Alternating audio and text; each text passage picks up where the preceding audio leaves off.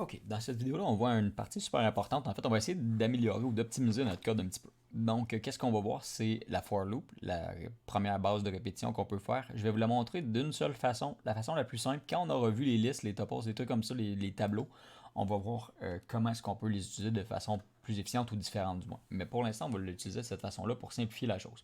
Donc, ce qu'on va faire en fait, c'est qu'on va enlever l'essentiel de notre code. Parce que vous voyez, là, on fait simplement répéter l'opération 4 fois. Donc, ce qu'on va faire, c'est qu'on va effacer ce code-là et on va mettre notre opération dans une for loop qui va nous permettre de répéter tout ça. Donc, OK, il y a un principe en Python qui s'appelle l'indentation. Donc, quand on met quelque chose dans un bloc de code qu'on veut répéter, donc une for loop, on va l'indenter en conséquence. Comment est-ce qu'on fait ça?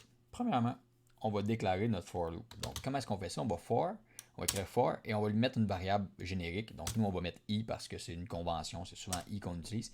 Et là, on va lui dire dans quelle possibilité, donc combien d'étapes qu'on va vouloir qu'elle fasse. La façon la plus facile, ça va être celle-ci. Là. On va lui utiliser une fonction qui s'appelle range. Et le range, en fait, ça nous envoie une espèce de liste de nombres. Là. Donc là, ça va faire 1, 2, 3, 4.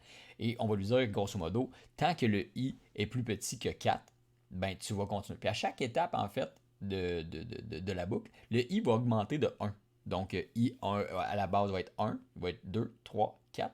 Et donc, il va répéter tout le temps ces opérations-là jusqu'à temps qu'il arrive à 4.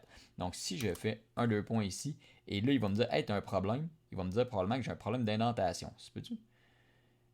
Expected indented block, excusez-moi, pour l'anglais, c'est un peu difficile. Donc, si je fais ça, c'est exactement le même code que j'avais tout à l'heure. Donc, si je réexécute, hop, et voilà. Donc, si par exemple on fait quelque chose pour être sûr que ben c'est pas juste l'exécution qui se fait, je vais faire un petit glitch, on va le faire augmenter de 50 degrés à la place de 90 degrés. Et voilà, qu'est-ce qu'on vient de créer?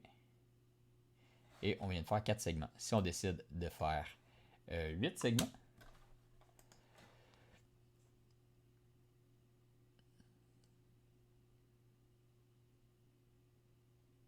et voilà. Ah, vous voyez, c'est pas parfait. C'est pas 50 degrés. Mais ça fonctionne, vous voyez un peu le principe. Ça demeure un algorithme qui est un petit peu plus optimisé que l'autre. Donc ça, c'est ce qu'il y en est pour la première étape des for loops.